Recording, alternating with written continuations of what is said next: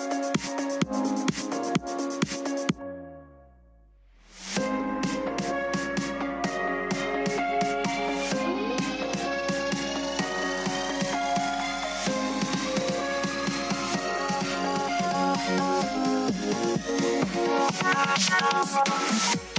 episode of the Pu'u Muay Thai podcast is brought to you by pmtlifestyle.com, authentic Muay Thai lifestyle by Pu'u. Definitely go check out the website at pmtlifestyle.com for some awesome lifestyle merchandise. That's for those of you out there either involved in Muay Thai, looking at getting involved in Muay Thai, and embrace a healthier lifestyle to live the life of a Nak Muay. Go check it out. Okay, so I'm here with Jared, and we're talking about our student Jared, is it Osogara? Yeah. We're talking about NFTs. So, non-fungible tokens. So what do you think would be a value for an NFT? Like, legit. I know we're just talking about it. Well, I guess my plan right now was to just, like, after I go home and stuff, just to mess around on, like, Photoshop, create either avatars or something relevant to pop culture that people would either perceive as artwork. But as far as Muay Thai. So, like, this is what I'm seeing people do.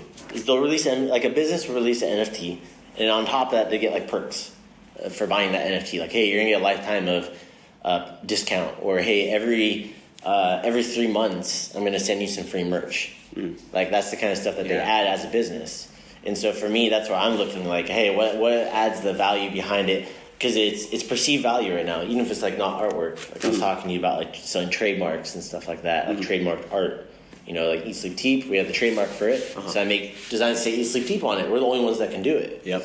Right? Have you seen the characters where they have it randomly generated with different stuff? Yes, so it'll do it itself. It'll create variations of And there's different rarity based upon what they decide to do. It's like, hey, there's only gonna be 10 that have a Muay Thai guy with a left glove red, right glove blue or something. Yep. So I looked at that the other day, but it's not that hard if you understand computer programming, because it uses I think he uses JSON. It's like a JavaScript to automatically produce the images. You have bits and pieces, and it pieces it together. I think the hardest thing for me to understand, I'm not sure about everybody else, but was how could it make money? You know, well, when hearing about it at first, you're like, okay, reselling.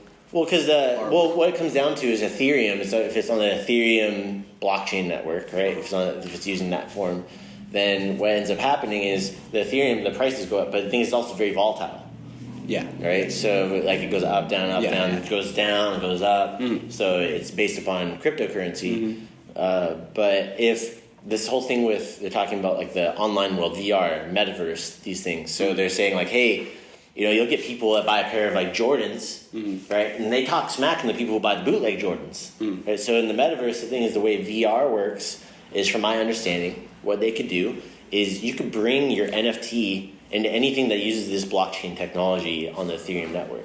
So, like, let's say that I had a Eat Sleep Teep shirt, right? The NFT is just a picture of it, but I can load it into Fortnite.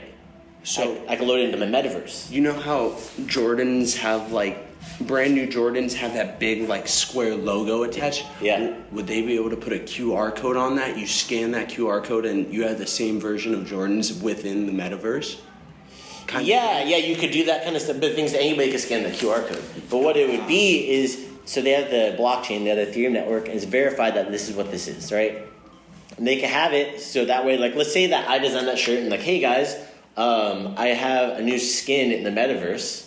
If you're an authentic owner of this, you will be able to get it inside the metaverse, as long as and it'll check it, security, goes everything through the blockchain, through the ledger, and it'll verify that they own it and they have it in their possession, and it'll allow them to have access to that skin inside of virtual world. For me, I don't like the whole metaverse idea. I think it's freaking like, I get it, but also for me, I want no part of it. But I also want to be a part of it because I know people are going to use it. So to stay relevant, I have to do it.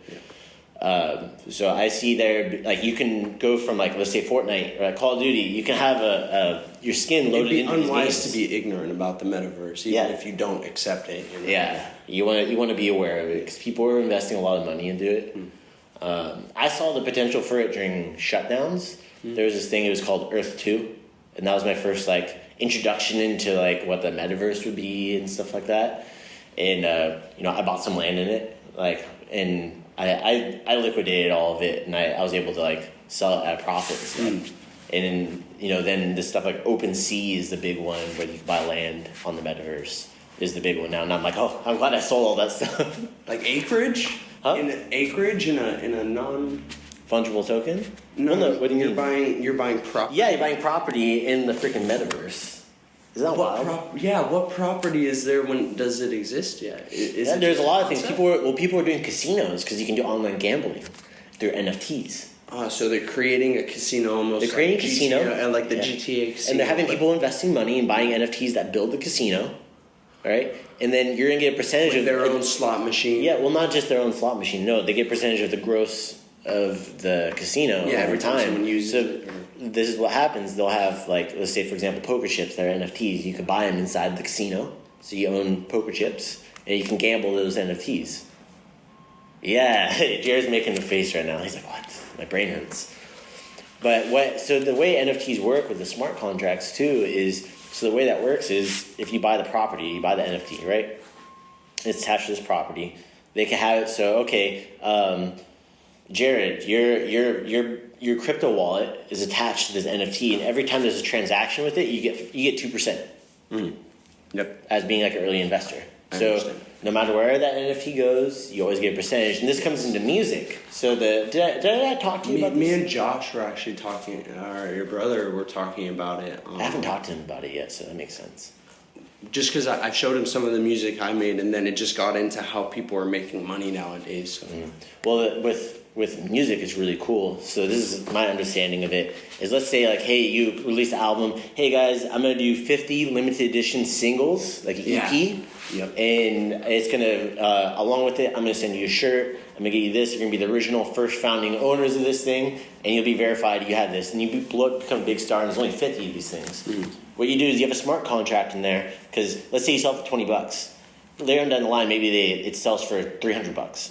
You can have it so no matter whenever it gets transacted and sold to somebody else, you get 10% of that sale of that transaction every single time. So you constantly get your what's it called, residuals essentially off of it. Your licensing fee for using your music or selling your music and transacting your music. So you always get that. So it gets rid of the need of a record label. Yeah, that's essentially what that does. To authenticate that, people are always going to bootleg. Yeah. People with the NFTs like, oh, I took a picture of your JPEG. That's like the big thing with it. But with Muay Thai, I was talking to you like with contracts, fight contracts. I won't just put this on the record, man.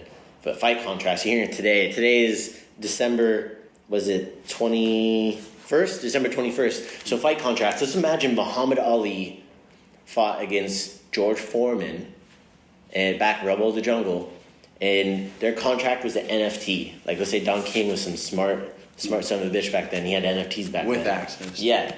So I'm sure the contract they signed exists somewhere today. It's probably in a boxing history museum. Yeah. But let's say that they both signed this contract. They both get a copy, all right? And as soon as their fight's over, the funds get released, and the NFT gets released into their possession, their crypto wallet, and they have their money. They have their fight purse. It's done. Yeah. As soon as they step into the ring, it's done. Because that's when they're getting paid. Weigh-ins happen, all that stuff. So, and then that gets rid of the need for a bondsman for professional fights to bond the fight purse money, and for the payment for all the inspectors and for the ring officials and stuff. So that way, all that money gets released right then because everybody's doing the job. You get paid. Done. But then now you have this contracts they both have and own that becomes sports paraphernalia.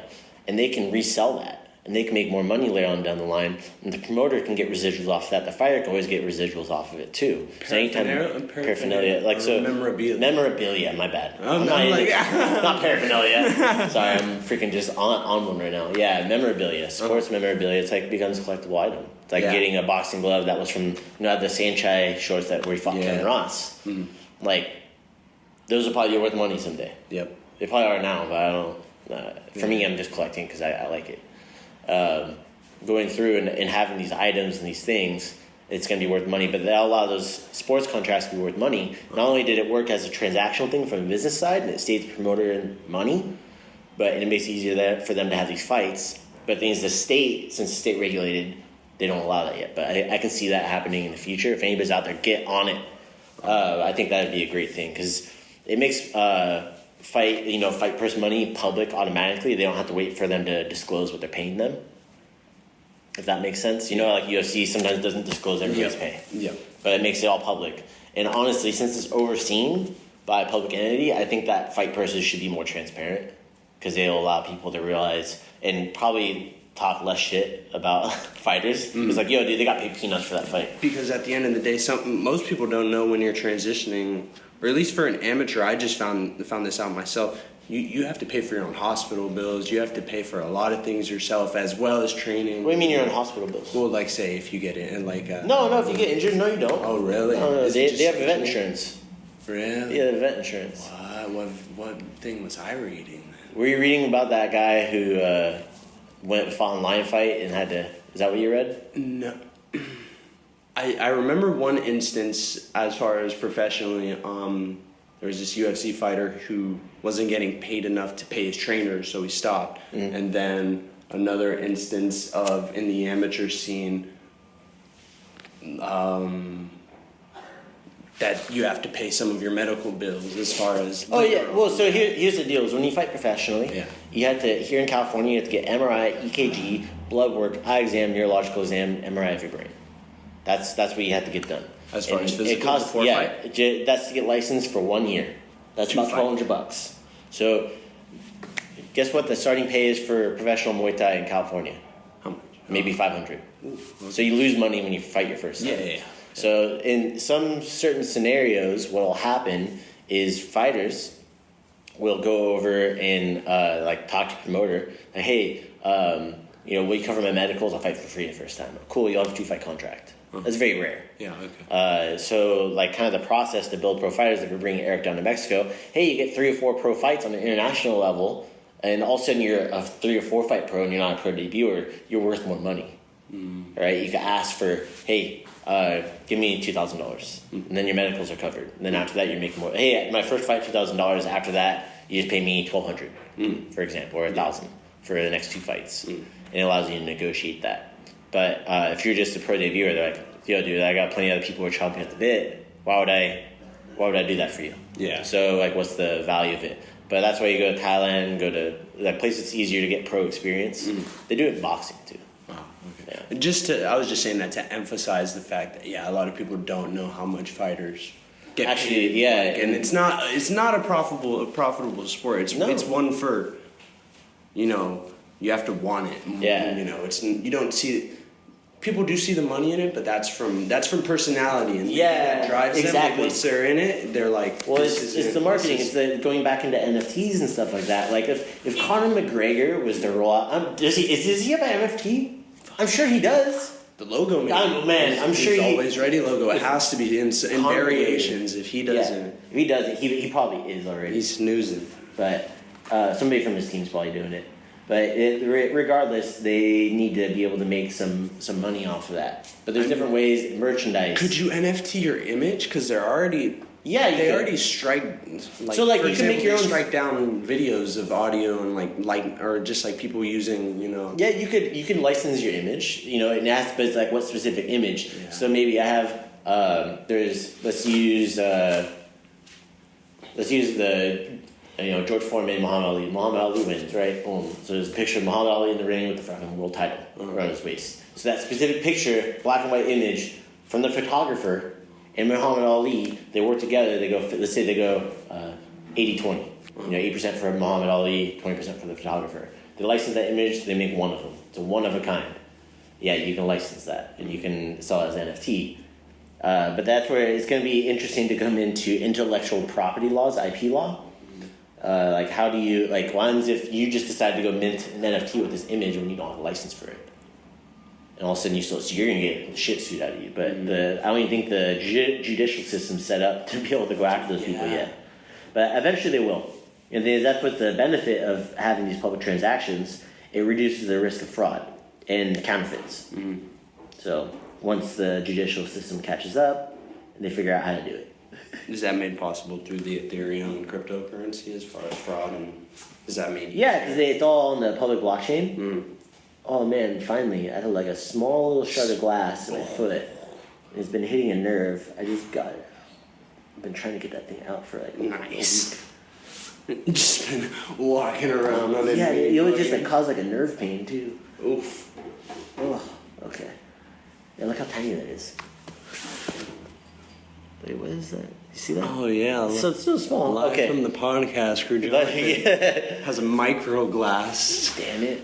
Okay, but yeah, that's just a little bit on like the NFTs. Some of my ideas been thinking about what we're gonna do for Pu'u Muay Thai, and if more people are out there, go jump on our Discord. Let's tell you about it. Yep. And get in there, and we can talk more about it, man. Yes. Sweet. Yes. All right. Well, Jared, we're gonna check out this podcast. Sounds good. All right, Thank take you care, for having guys. me. Take care. All right, that's it today, guys. Thank you so much for tuning in. If you guys are listening on iTunes, please go leave a review. It means the world to me if you enjoy the content, if you like hearing about all stuff that has to do with Muay Thai and what we're doing. Also, there's another way to support us. If you guys visit our Patreon link, it's in the show notes. Also on our YouTube, if you go to pmtlifestyle.com, there's a Patreon link up at the top. You can support us for as little as $5 a month to get some behind-the-scenes footage, things of that nature, to see what we're doing behind the scenes for Pu'u Muay Thai, what we're trying to get going. Also, you can get some early access clips. You can also get t-shirts, merchandise, and a few other things as perks of being a patron. Again, go check that out. It's at pmtlifestyle.com.